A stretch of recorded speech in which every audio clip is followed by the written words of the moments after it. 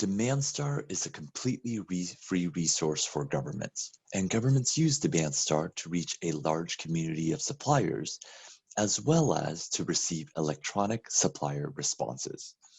DemandStar is super easy to use, and I'll show you how to set up eBidding in just 90 seconds.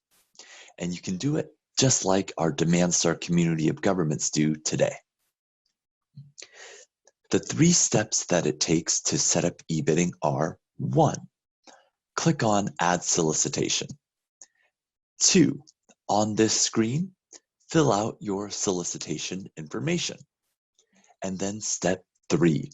If you wish to allow suppliers to respond to you electronically, all you have to do is click Yes.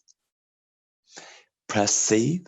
Go ahead and then broadcast it to the DemandStar community of suppliers, and go ahead and sit back and wait for the close date to occur so that then you can open up your suppliers' responses.